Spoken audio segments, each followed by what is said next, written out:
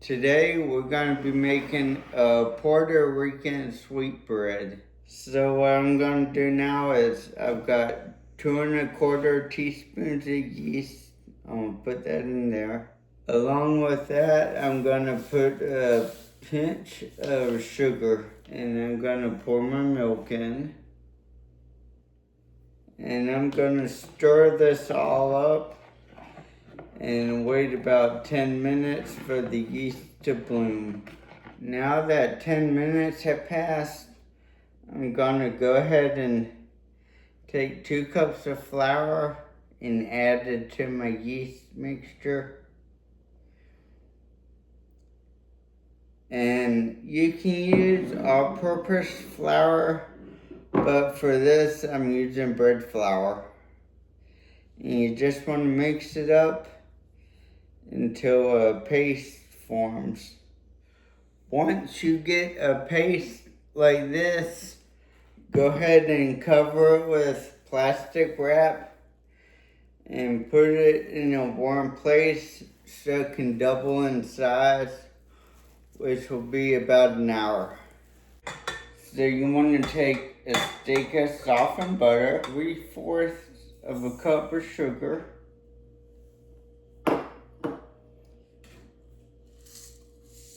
and a teaspoon of salt. And I'm gonna use my pedal attachment, and I'm gonna mix these together for about 4 minutes.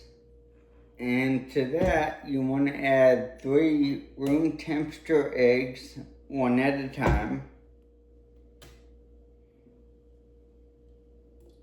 Alright, and now you wanna take your sponge that you made earlier and put that in.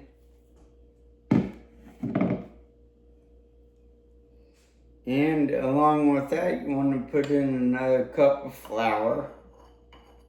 And now what you want to do is you want to go ahead and switch out this paddle attachment for the dough hook attachment.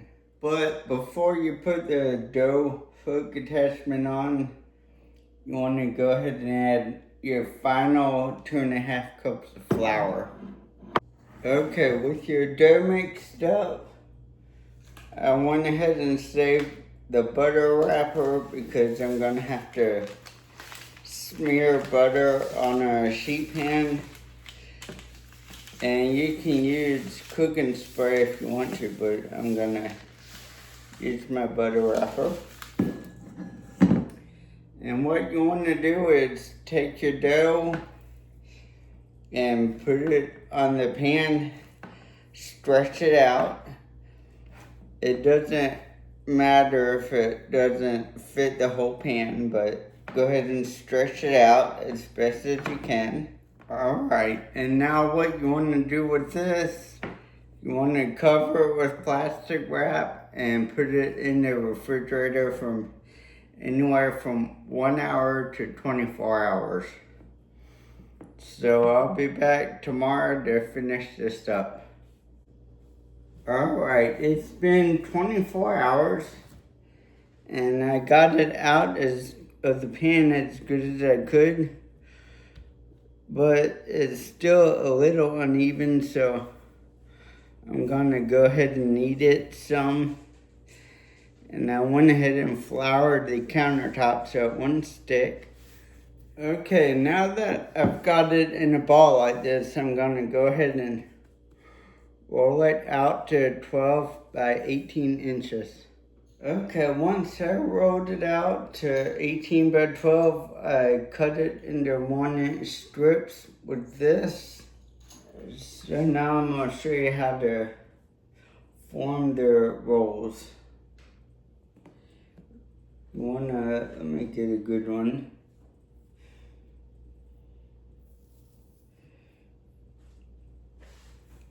Okay, take one of your strips and start rolling it up like this.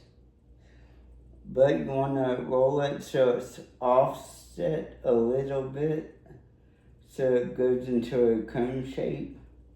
Now that I have them shaped, You want to go ahead and cover these with plastic wrap and set them in a warm place and let them rise for an hour.